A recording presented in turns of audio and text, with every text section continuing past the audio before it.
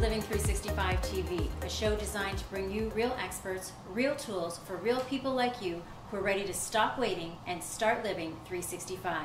I'm your host, Priya Ali. Thank you for joining me. I hope you've been enjoying the show so far. Your reports, your feedback have been so welcomed, and we really appreciate everything that you say to us. Today I want to talk to you about masks. Not facial masks, not cosmetic masks, but the masks that we walk around wearing each day. Each day of our life, we get up and we kind of put the mask on and we head out for the day. I remember going to my children's school interviews. I have 4 kids, and attending the school interviews, and the teachers would always say to me, "Miss Ali, we wish all the children were like your children. We wish all the children would behave the way your children behaved." And I would look at them and think, you do know who I am, right? Priya Ali, you're talking about my children? Because the little rugrats that you send home at 3:30 in the afternoon, they're not so perfect, and I'm not sure why you'd want to have kids behave like that.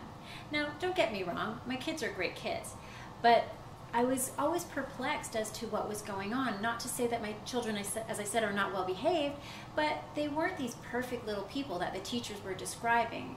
And when I would ask them, they'd kind of give me the answer that most kids give their parents when you ask them the question: "I don't know." So I started thinking about it, paying attention to their behavior, and realizing that we learn at a very young age to put the mask on. And when I say the mask, it's the behavior that we put on. It's the actions that we choose to display towards others, the language that we use around other people. Once we sort of shut the door, maybe it's your front door, as you walk out there, you start to become a different person, and the mask goes on. And I noticed it with the children because when they would come home, they would just start being so rangy, and they'd be all over the place and start the fighting. And I'm thinking, where are these perfect children that the teacher was talking about? But what I realized was happening is that as they would come home in the afternoon, and as soon as they entered that doorway, the mask would come off. And this was them being able to just be who they were. They'd spent 6 hours or 7 hours out in the world trying to be good, trying to do what the teacher wanted, following the rules of the school, trying to do things that would get them friends or keep their friends happy, wearing those masks out there, getting it right. And I realized that once they came in the door, because they knew that even though I may, or their siblings may not be happy with everything that they do, they knew that they were always loved and accepted. And they know that they're always loved and accepted when they come home, by the people around them, by their parents, and by their siblings, by their grandparents. And so those are the people, you'll probably have your own core circle of people where you can just take the mask off, where you don't care if they see you with no makeup on, or they've seen you cry or at your worst or blow up over something. Those are the people that you can take the mask off. And what I'm proposing today is to take a step towards taking the mask off with more people around you. Take a step to leaving the mask off for a little bit longer before you head out during your day, and just being who you are. How do we do that? Because that all sounds good, and one of the things I notice in the self-help industry is we often tell you what to do, we don't tell you how to do it. So what I want to say to you is, some of the ways you can do that is by accepting who you are. Maybe going to the grocery store with no makeup on. Maybe when someone asks you how you are today, instead of the usual, "I'm fine, I'm good, outstanding," when you really feel like your life sucks inside, just say so. You might get a shock. You might find that people maybe don't respond to you the same way, but that's okay, because it's a part of who you are. And I think that if more and more of us would take the mask off, we'd realize that under those masks, we're actually a lot more alike than different. But we feel the need to impress other people. We feel the need to go out there in the world and be the perfect employee, to be the perfect wife or husband, to be the perfect mother or father, to be the perfect child. Masks are usually flawless. It's to cover something up, to hide something from behind, to give a different image in front. And that's what we're doing on a day-to-day basis. I notice a lot of people are stepping out into their world once they get up in the morning, and they choose their clothing that masks their body, which is fine. I'm not telling you all to walk around naked or anything. You can continue to put the clothes on. But it's that illusionary mask of who you are and who you think you should be when you're out there. So what we're doing is putting out a false sense of who we are, and ultimately not accepting ourselves. And I wanted to encourage people to take a step back and look at why you're doing that, and what is it about you that you feel is maybe not acceptable to the rest of the world. Maybe there's something within you that you feel will be judged in a way that is disappointing, or judged negatively, or looked down upon. And we don't know these things. We don't know that people will perceive us poorly once they get to know the real us. I know for myself, some of my masks have come around even when I was a younger wife. I got married at the age of 23, and having my first child around 25, and coming from a family where we're very much into entertaining our other family members. We have a large extended family, and inviting people over and entertaining was a huge thing for me. And my house had to be spotless, and every dish had to be perfect, and there had to be 10 of them, and every ingredient that I used had to be perfect, and the way it was presented. It was all these masks around me not feeling good enough and making sure that people were impressed upon by what I could do. And I remember around the time I had I was pregnant with my 4th child, we used to do an open house every Christmas and invite our friends to come through the house, and it would be something that we would prepare all kinds of stuff for: the drinks, the decorations, the tablecloths, the napkins, the decor, the food. And I remember being pregnant and just being completely exhausted keeping this all up, and being in the kitchen, and it was hot, and I was barefoot and pregnant in the kitchen, and just thinking, I'm not really enjoying this. I'm not really having a good time. Everybody else is having a great time, and I was getting lots of compliments on everything that I had prepared or done or provided, but really I was sort of smiling through it, not really enjoying myself. And so I realized that, you know, maybe people would be okay if I didn't have 25 varieties of appetizers. Maybe they would be okay if there wasn't a signature Christmas punch. Maybe they would be okay if I didn't have perfectly wrapped presents for all the kids that were coming. And I started to just change some of that. When I started entertaining, I actually accepted help from other people. As my family was growing and I was entertaining, I still wanted to entertain, but as my family was growing and time was running out for me personally, or energy was running out, it was a little lower than usual, I started saying yes to the people who had asked to bring things. Because when people used to ask me if they could bring something to my house, I'd be like, oh no, just bring yourself. That's quite enough. And I couldn't begin to think of allowing somebody to go to the trouble of bringing something to my home, because I felt, well, you know what? I should be providing everything. Now, when I turned it around and realized if I was going to someone else's house and they asked me to bring something, I never thought any less of them. I never thought, well, geez, he or she is obviously not capable of entertaining people if they've got to ask for people to bring the stuff. I just would do it, and I would do it happily because it was a contribution that I was making. And so when I started to alter my perception and change my thought process around this, it seemed to change things for me as well.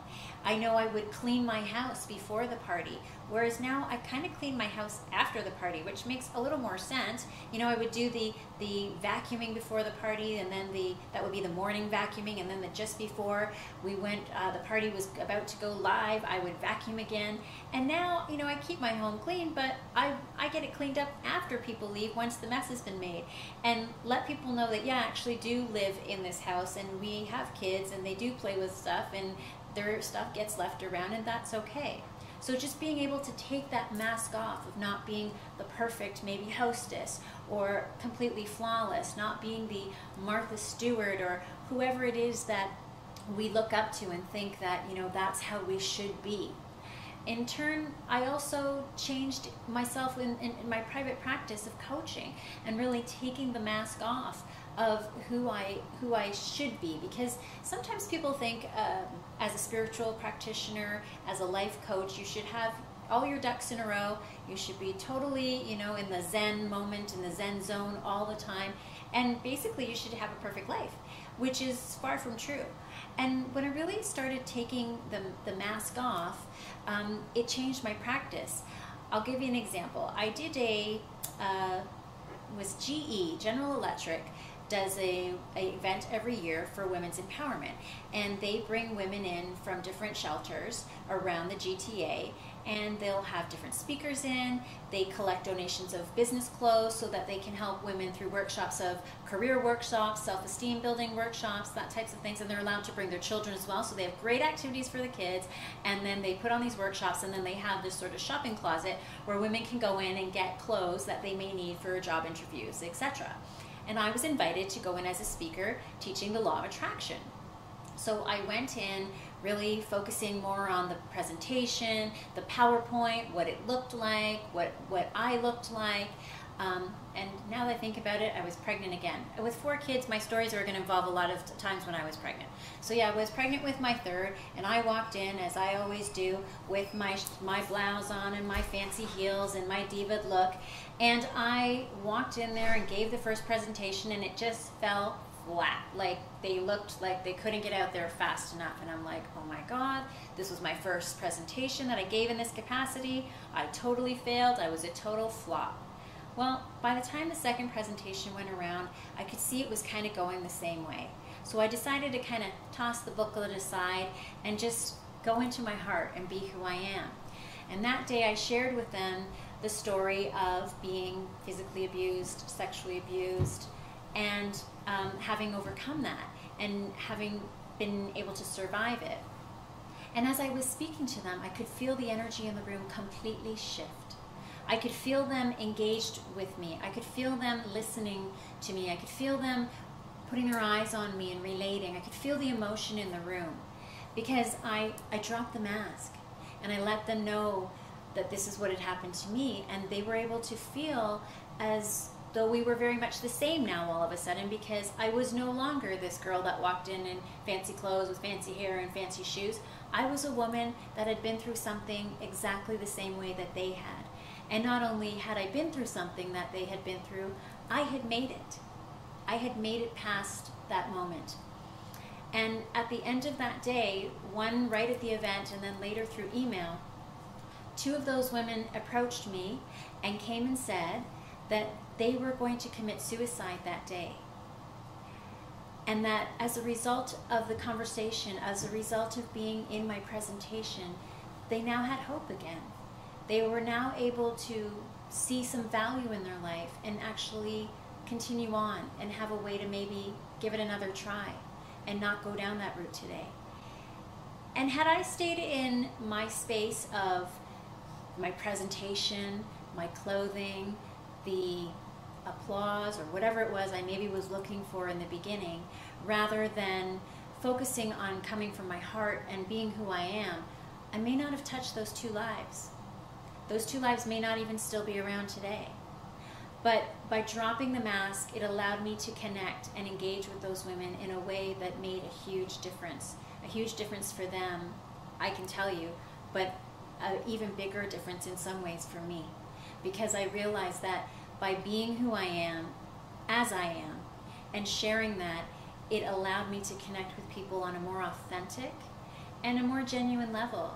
And if it's one thing for me personally that I've learned in life, when you come from a place of truth, you can never go wrong, because nobody can argue with the truth.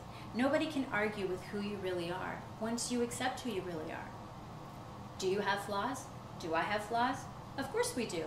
But by accepting them and having that awareness with them and even embracing them, it kind of takes the yuckiness of them away, and it takes away the negativity of it. And I know that when I laugh about myself, some of the things that go on, and I make those types of jokes amongst my clients and I share my personal stories, I get a lot further ahead with them in terms of creating change, helping them to feel accepted and lose their own judgment, because by accepting who you are, people feel comfortable to accept who they are around you. And this has been a great thing for me in not only my coaching practice, but in my personal and private relationships, displaying the vulnerability. And it does take practice, and it's something that you will continue to embrace and embody as you grow through the years. As much as I started doing it years ago, as recently as this past weekend, I was with family members, and my cousin and I got into a discussion that turned into some sort of a dispute. And I was having the conversation with him, and then suddenly I started to feel myself getting emotional. I started to feel tears coming to my eyes, and I began to feel weak. And I wanted to just bolt. I didn't want anybody to see the vulnerability of it. So I moved off into the corner and I was crying, and I couldn't really collect myself. I couldn't stop myself from crying. So I motioned out to one of my other cousins and I asked him to could you just bring my purse so I could just leave? And people that love you, they want to help you. They want to help, so he was like, no, you shouldn't go. He went and got my other cousin and they tried to talk me down. And all I could feel in that moment was, oh my God, my vulnerability is being exposed to the whole world. My emotions are being exposed to everyone. Now everyone knows I'm crying. And again, I just tried to leave and tried to leave. And the conversation with my cousin that I had the dispute with continued on after that. And it came down to me turning into an angry person, me getting angry with him and almost volatile, because I wanted to protect myself again. I wanted to put my mask back on and feel safe with it. I wanted to feel like I was covered up. And so I chose anger to cover up the vulnerability. And it wasn't until after the event I realized what had really happened between us was that my feelings were hurt. And I felt weak by that. And having been one of the very few girls in a family full of boys, I felt, you know what, they were going to look down on me in some way. And I allowed that to lead me, my emotions and my fear of being vulnerable to lead me. So I tried very quickly to put the mask back on, but it really didn't work. And when I got home and I realized that, you know what, just take the mask off. Maybe next time, instead of jumping down his throat, I could really just say, you know what, my feelings feel very hurt by this conversation. I just need to let you know that. And I'm pretty sure it would have sparked a whole different interaction. So I'm encouraging you all to just sort of take a look at the mask that you put on every day and give it some consideration as to taking it off. You don't have to pull the whole thing off right away if you don't want to. Maybe you can peel a layer off at a time, let an eye peek out, let a nose peek out, and see how it goes from there. But just take that one step. And by doing that, I mean, take that one step to accept yourself without covering up who you truly are inside. Take that one step at accepting yourself as you are and seeing the benefits of maybe somebody else accepting you as well. I want to remind you to stop waiting and start living 365, everyone.